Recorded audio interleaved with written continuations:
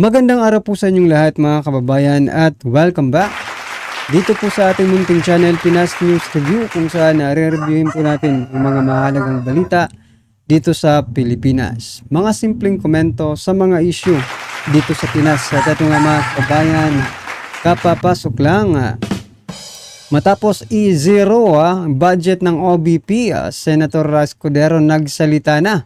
Butata Sir Reza at Tamba BBM, yan mga kababayan ang ating aalamin at bibigyan ng komento.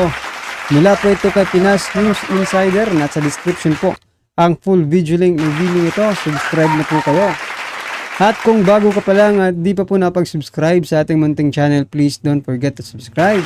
At i-click na rin po ang bell notification para updated po kayo sa lahat ng ina-uploads nating reaction video. At ito nga mga kababayan, bago po natin simulan ulit, pakinggan, panoorin at bigyan ng komento ang video ito. Ito, may share lang po ako sa inyo mga karibin natin na isang netizen nag-post sa social media na kung saan comparing PRRD administration and PBBM administration in terms of vaccine mga karibin natin. Kung paano ba sila talaga magtrabaho, ito po, basahin po natin mga kababayan, no?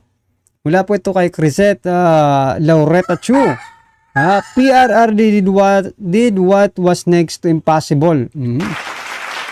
Secure COVID vaccines and masks at a time when the entire world with countries so much richer than us race each other to get them. Yan mga kababayan, no? Si PRRD po yan.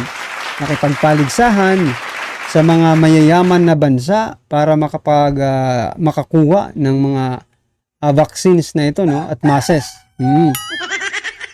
O yan. Ito naman po yung ito naman po yung administrasyon ngayon, no? Wala na pong COVID mga kababayan. Ang trabaho na lang po nila is to maintain yung mga vaccine ng ating bansa. But look at this mga karibin natin. This administration can even provide barangay health centers with life-saving rabies vaccines and pentavaccines for babies. Nako.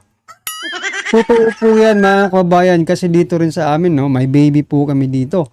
I think 2 to 3 months na pong hindi nababakunahan kasi hindi makapag-proceed, no, sa susunod na bakuna dahil kailangan po ng pentavaccines mga kababayan. So, what is the difference mga karibin natin? Noon, mahirap po yung logistic kasi, di ba?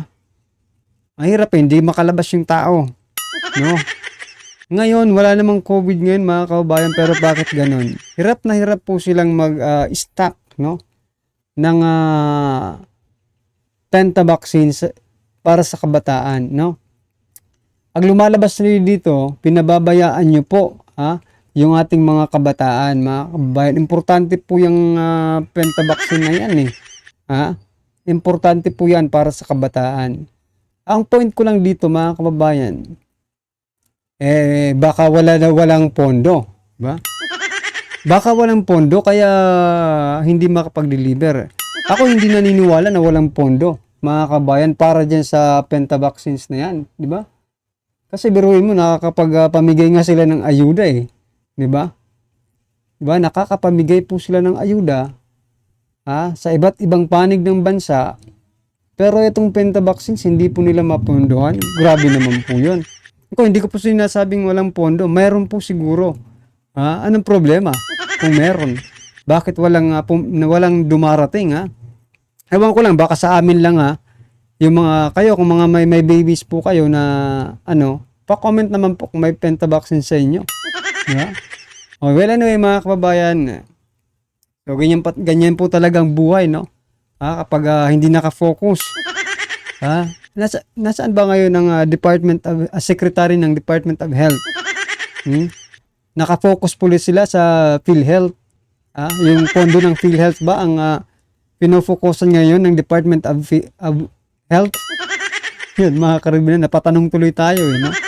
Ito mga kababayan, yung MNLF, ito pinaalis na rin si Torre diyan sa QOJC compound mga kababayan. Nako. Police Brigadier Nicolas D. Torre III must vacate KOJC compound now since their job has been executed, no? Just to ease the tension. Totoo naman ha. Respect the people of Davao City, Brother General Cabalocco. I know, ha? You're just following orders, no? You must accept that you failed. Nako. Hindi marunong tumanggap ng ha? Even the rebels, know the rules of the gallant warriors. Yan mga kababayan. Yan po ang pahayag ng MNLF mga karbi natin. Ni Monk Aziz Olamit. Yan mga karbi natin. Talagang marami na pong nakikisimpatya dito sa KOJC mga karbi natin sa ginawang excessive force. Baka naman hindi nila sabihin tong excessive force ha. Kasi may nasawi nga po isa diba? Pinapasok naman sila pero siguro kinabahan rin yung mga tao doon, no? Ayan mga kababayan, eto na. Sama-sama at sabay-sabay po natin pakinggan. Panoorin at bigyan ng komento ang video ito. Eto na po. Ito ang balita ngayon, viral ngayon sa mundo ng social media. Ang di umano'y balitang nilampaso at tila pinaiyak ng Vice President na si Sara Duterte sa budget hearing ng Office of the Vice President at tila gusto pa nilang i-zero budget umano ang OVP. Senate President Chis Escudero nagsalita na sa media at tila sinapol ang PhilHealth Queen na si Hontiveros. Pero bago ang lahat, kung bago ka pa lamang sa aming channel, please huwag kalimutang mag-like, subscribe at i-click ang notification bell para mas maging updated ka palalo sa lahat pa ng bagong video na i-upload namin. At ito na nga mga kababayan, matapos lumabas ang bali-balita na gustong tapyasan di umano o zero budget daw ang Office of the Vice President, ay tila naman nagdrama na naman itong si Senadora na si Risa Hontiveros. Tila magpropose daw siya ng amendment sa mga items ng programa ng Office of the Vice President ni Sara Duterte, na ang programa nga ng OVP ay katulad lamang daw ng mga line agencies katulad ng DOLE, DOH at DSWD at kasama. Grabe po siya no, si Senator Risa Hontiveros. Magpo-propose po siya, i-amen niya yung mga project na gagawin ni VP Sara. Di ikaw na lang mag-Vice President. Total, ikaw naman ang magpo-propose. Parang anong gusto mong gawin ni VP Sara?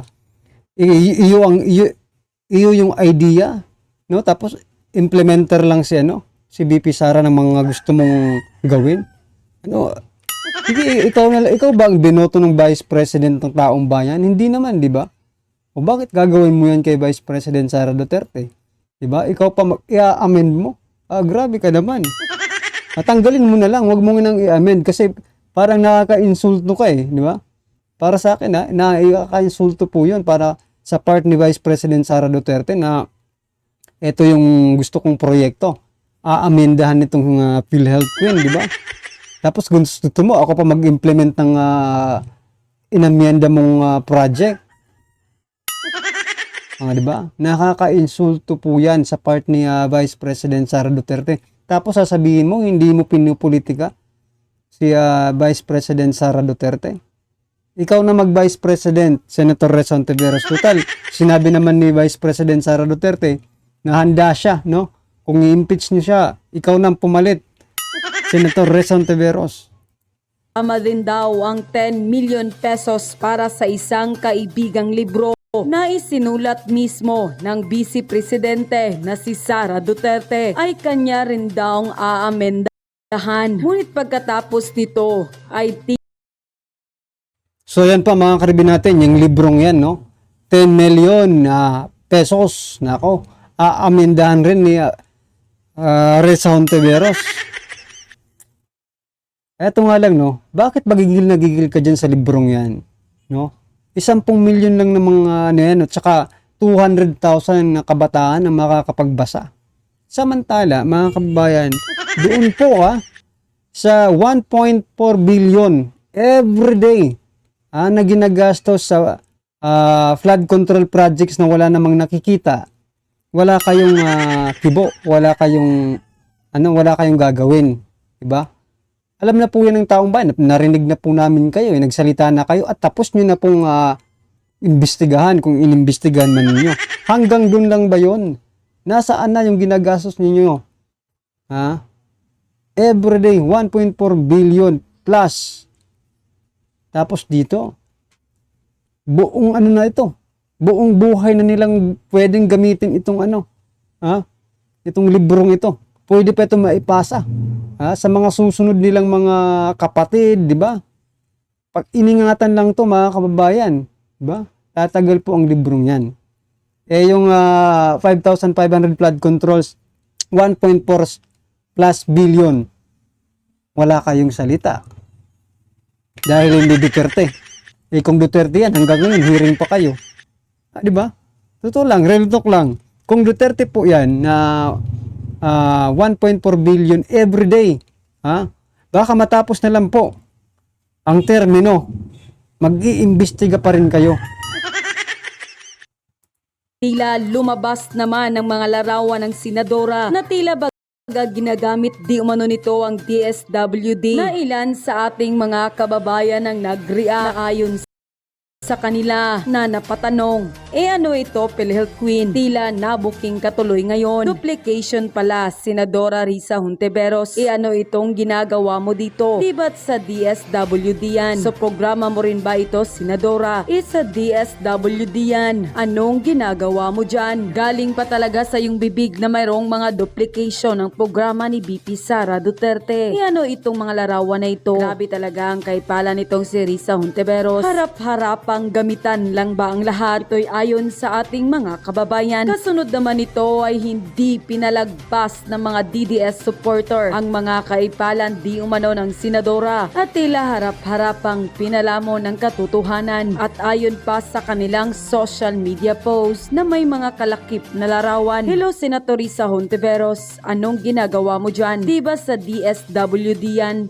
Pa lang. Good evening, Senator Risa Hontiveros. Bakit mo pinopoliticize yung DSWD relief goods at may pa-photo op ka pa, hindi ka naman taga DSWD at wala ka namang rules sa DSWD. Dear Senator Risa Hontiveros, if what you're doing is merely duplicating the projects and programs already implemented by other government agencies, then would it be fair to suggest that Congress should consider stripping your budget in the same way? You're advocating for the office of the Vice President. After all, if redundancy is the issue, should not the same standard apply across the board? End quote. Samantala, hindi naman mapigilan nitong si Vice President Sara Duterte dahil tila mas lalo pa itong inasar si Hontiveros dahil ito ay pinaghahandaan na niya ang kanyang pangalawang libro na tiyak di umanong magpapaiyak na naman kay Hontiveros. Pagkatapos lumabas ang balitang ito ay hindi naman mapigilan ng marami sa ating mga kababayan na magbigay ng kanilang hinaing at komento sa mundo ng social media at ayon pa sa kanila, correct, siya mismo nasa TARP ng AICS DSWD sa barangay ng QC at Pasig. Ano kayang senigatsalyan? Kasi pawang pang perfect world ang namumutawi sa mga bibig niyang si Senador. Ang katotohanan laging may politika sa mga sangay ng gobyerno, lalo na pag kayang-kaya nila yung nakaupong leader. Pumapapel ang kikay,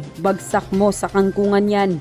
Basta ganyang style ginawa na nila Kiko, Lainey at iba pa. Laglag sa Inodoro silang lahat. Kaya asahan mo Inodoro din, bagsak mo. Dapat nilagyan mo na mukha mo yung box ng DSWD. Ang senadorang walang ka-consistency, ayaw sa book. Kasi pinakilala si Sara, natural siya gumawa ng book at ayan ang naisip niya na project para mahikayat ang kabataang magbasa at maging mabuting tao. Pero siya, nakiki-DSWD. Yan din ang ginagawa nila Tamba dito sa Mindanao. Sinasabayan nila yung pagbibigay ng mga ayuda sa senior citizen na galing sa DSWD para kunotig na galing sa kanila. Kaya siguro ayaw na ayaw niyang magbigay ang OVP ng relief goods o tumulong sa nasalanta sa mga sakuna kasi same lang daw ang binibigay ng DSWD. Kaya pala kasi siya pala ang namimigay pero nakasakay sa DSWD.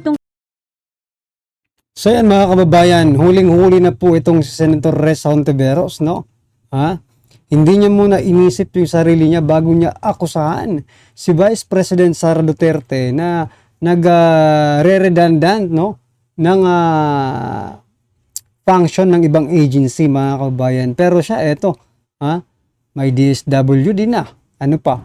Marami pa po tayong pwedeng ano kay Senator Res Hontiveros, no? Pero ano ba ang point talaga dito, mga kababayan, no? Ang point lang natin dito, Senator Res Hontiveros, bago ka magsalita sa iba, tingnan mo naman muna yung sarili mo kung ginagawa mo rin ba to, kung hindi. Bakit?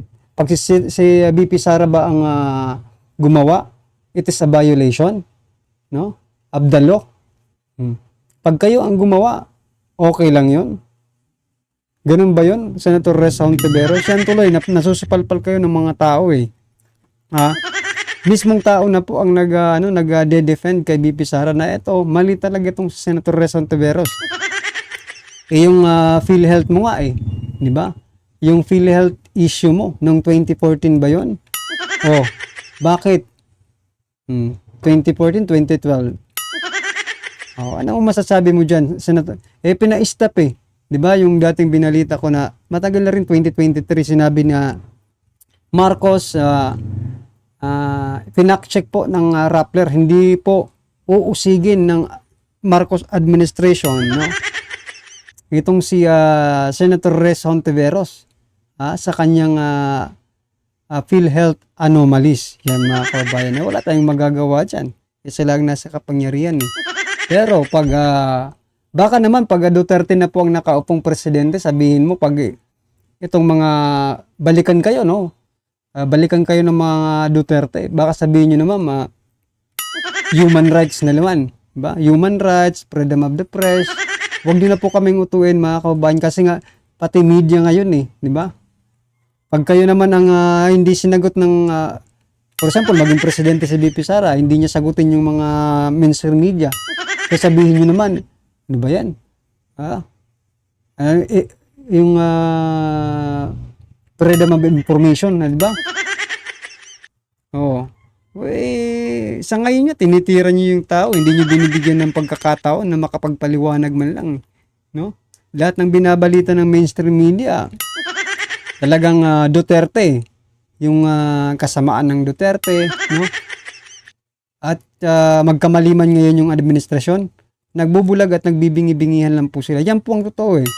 Tingnan nyo, 5,500 flood controls, 1.4 billion every day, no? Yung pamimigay ng ayuda, ano pa, marami pa pong iba, no? Yung pondo ng PhilHealth, wala. Isang beses lang nila binalita, hindi na pinapollow up eh. Diba? Dapat may follow up kayo. Ano nangyari na? Wala na. Wala na yung pera ng PhilHealth. Well, anyway mga karibid natin, ano man po ang inyong reaksyon, opinion patungkol po sa video nito ay comment lang po sa baba. Para at least alam po ng ating mga kababayan ng inyong pong opinion patungkol dito. Right? Maraming salamat po.